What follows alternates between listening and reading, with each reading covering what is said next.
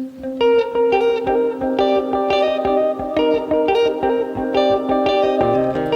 guys, so I am back today after a very long break with a new video for you guys. This is a recipe to make these really yummy, delicious brioche buns. We're going to start off with 2/3 cups warm milk. By the way, the entire recipe is written in the description bar. If you choose to change the recipe, please do so wisely, because if you mess it up, it is not my fault. All right, so we're going to start off with 2/3 cups warm milk, not hot, and 2.5 teaspoons of yeast. I'm using a quick rise yeast. You can use any yeast you have, but if it's regular yeast, it may take a little bit longer for it to activate or process. Okay, and then you're going to go ahead and add your sugar in to the yeast. Before you do that, just mix it up a little bit. Then add your sugar in. You're adding in 3 tablespoons of white sugar, and the yeast along with the milk is going to feed on the sugar. Well, the yeast is going to feed on the milk and the sugar. All right, you want to set this aside for about 8 minutes, 10 minutes, depending on where you live. Please note that environment temperatures can affect baking, especially bread. All right, so here I did a speed to show you how quickly the yeast rises with the milk and sugar mixture. Okay, you can definitely rewind to look at that again. So now we're going to add in the 3/4 cups of all-purpose flour, and we're going to use the paddle attachment from my mixer and mix that together, and we're also going to let this rise again. Okay, make sure that is combined properly. If you don't have a mixer, you can use a spatula or you can use a wooden spoon. Make sure you scrape off all the sides, mix it so it's completely combined, and mix it again. You don't want to do it too fast, okay?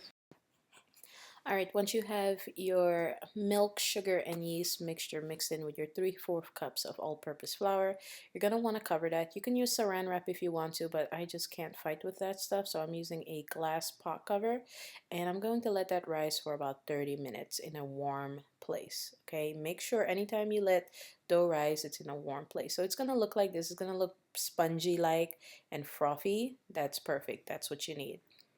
Then you're going to go ahead and mix your 1.5 teaspoon of kosher salt with your 3 and 1/4 cups of all-purpose flour. Mix that together, and you're also going to scramble your 5 eggs. Okay, once you have that done, you're going to add all of your flour to your sponge, your yeast sponge. Add all of that in there and kind of make a well with your spatula for the eggs. So once you get your flour in there, use your spatula to kind of make like a little well or a little volcano type situation. Okay, and then add in your scrambled eggs. Make sure the eggs are scrambled pretty good. Okay, once you have that in, you're going to change your attachment to the dough hook attachment if you are using a mixer, a stand mixer. If you are not using a stand mixer, I suggest using the wood spoon and then using your hands after you've had all the raw egg combined with the flour. So this way you don't have raw egg, stuck onto your hands too much. Okay, but if you are using a stand mixer, make sure you use your spatula to scrape the sides, make sure all that flour gets combined. I'm going to start off using the setting number 2. Okay, it's not really fast. You don't want to do this too fast, or else the flour is going to fly up into the air. You don't want that and make a mess. Okay, so make sure you keep using your spatula to help the flour combine with the egg.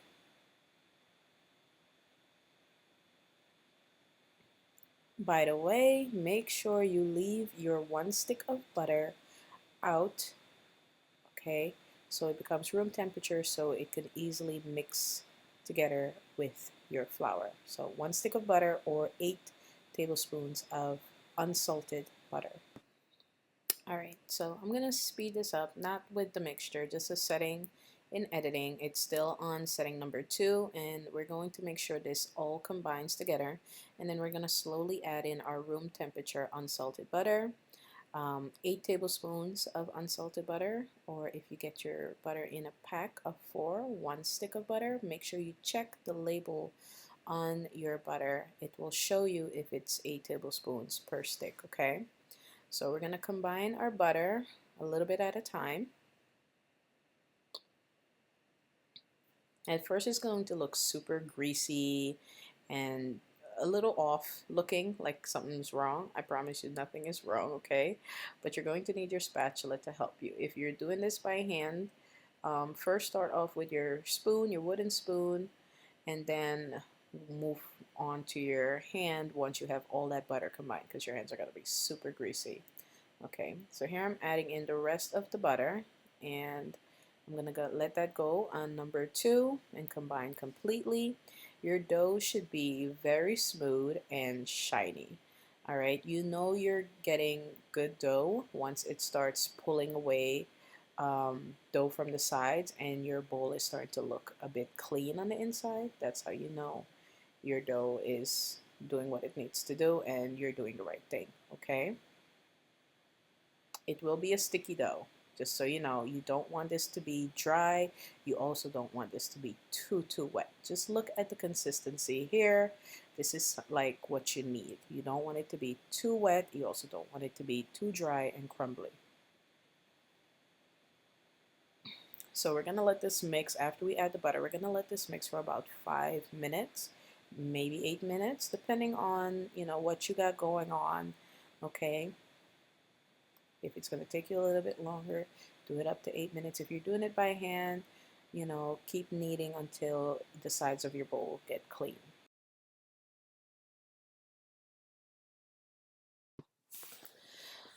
Alright, you guys, so once all of your dough is combined, it should look like this. There shouldn't be any clumps of flour or anything like that in there. And you're going to knead it just a little bit, okay, just a tiny bit to get it out of the bowl. Make sure you scrape all the dough off of the dough hook and from the sides if there's any.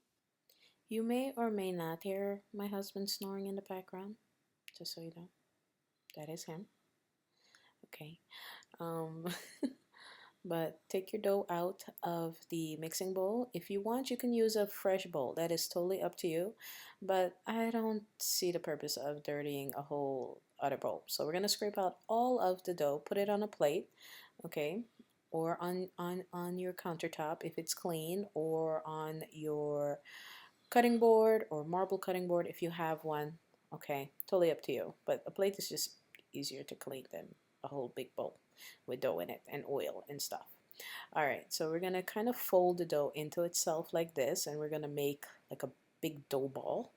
All right, and then the 1 tablespoon of vegetable oil that is in the recipe, you're going to use that to oil your bowl, the same bowl that we use to mix the dough. Okay, try to get as much of the dough off as you can. It doesn't have to be perfect, okay? It doesn't have to be perfect. I'm not judging you. This is not a competition, okay? So get the oil on there, take your spatula, spread it around, make sure all the walls of the bowl are completely covered with oil. And you're going to do it like this. You can use your hands if you want to, but that means getting oil all over your hands and then trying to wash it off and touch the faucet by yourself. Alright, so we're going to take our dough ball and put the part that's pinched in on the bottom and put the nice smooth top on the top. Alright, you're going to let this rise for about 60 to 90 minutes depending on where you live. Again, the environment plays a big part. If you live in a place that's cold and dry, it will take a while for your dough to rise.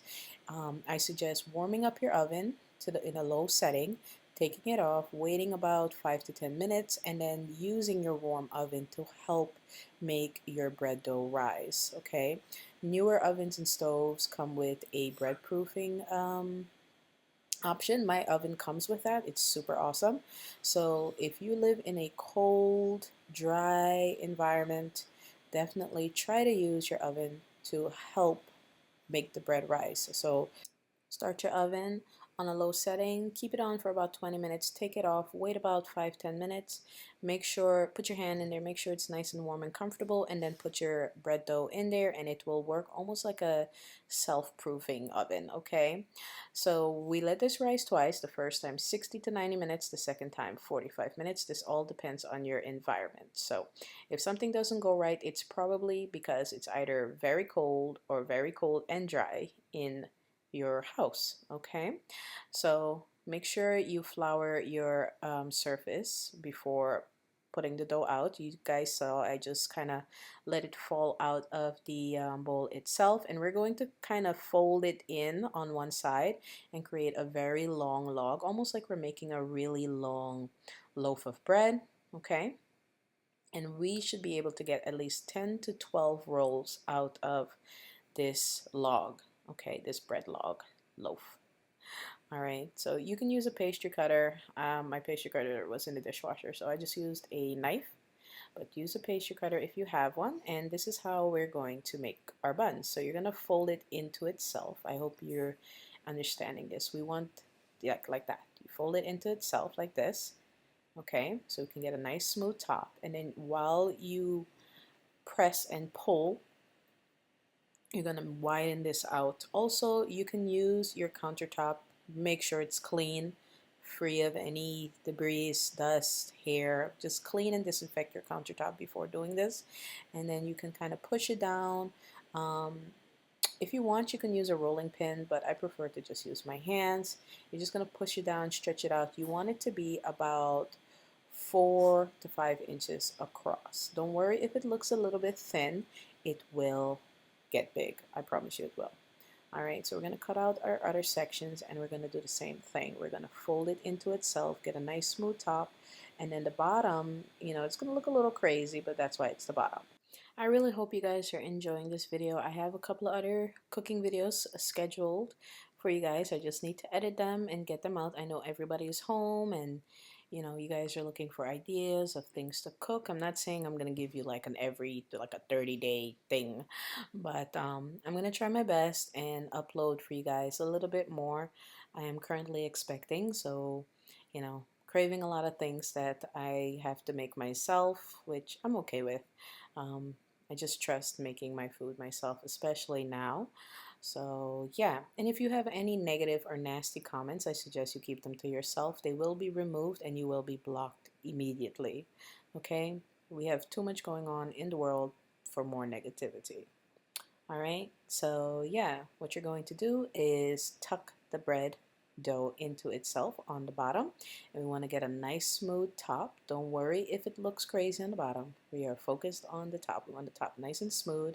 You're going to kind of press it out like this, and it has to be about 4 to 5 inches, okay, wide or diameter, whichever helps you or makes you understand best how large you want these buns to be, because they will double in size. Okay, we're going to let these rise again. I know you're tired of that, but it has to be done. In order for this to come out right, it has to be done. Okay, I don't know if you guys find dough kneading relaxing or bun forming, but I think it's pretty relaxing. I don't know. I kind of like it. All right. And don't worry if the tops of your bun look like this. Okay? Hey, hey, hey, hey. It's okay. When they swell up, you're going to smooth out. Okay? Just like when we gain weight, the cellulite smooths out sometimes. Now you're going to use 1 tablespoon of cornmeal. You're going to flip all your buns over. And if you notice the side that you kind of pinched in, it smooths out a little bit. It doesn't look perfect, but it smooths out a bit. You're going to sprinkle cornmeal on the backs of each of your buns, okay? If you want, you can just put these upside down right away if you want to, but I just prefer to put them facing upright and then flipping them over and then adding the cornmeal to them. It just helps the bottom smooth out just a bit more, and then I add the cornmeal and then I flip them back.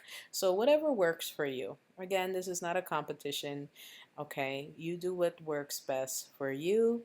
If you follow the recipe to the T, you should be fine. If you change the recipe, That's all up to you, my love. That has nothing to do with me. You change the recipe, that's your recipe now.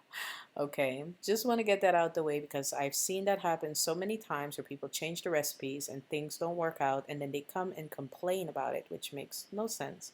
But just so you know.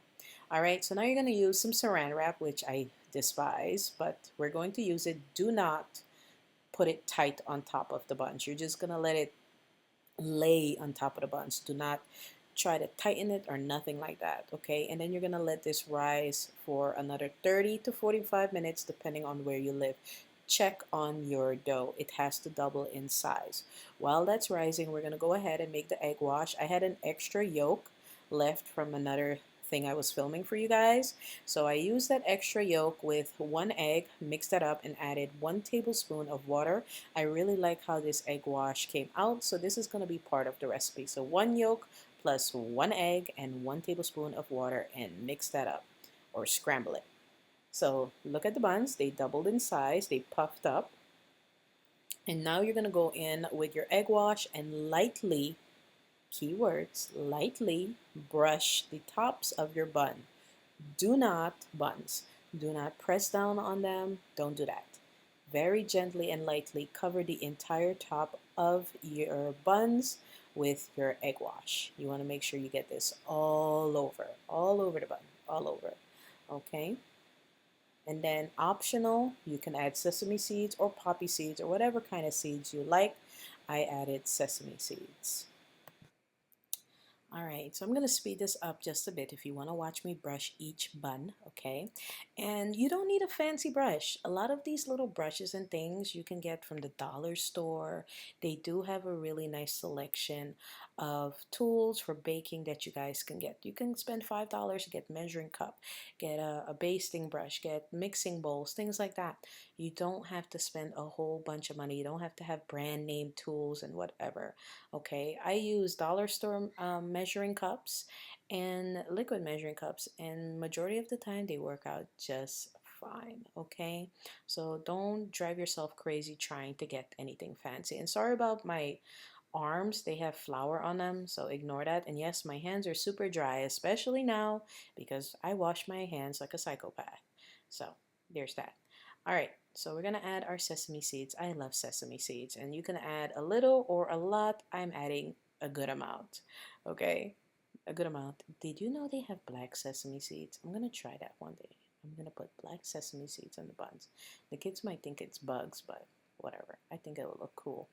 Once you have all your buns covered like this, if you choose to use sesame seeds, you're going to put these buns in your preheated oven for 40 minutes on 325 degrees. So 325 degrees for 40 minutes.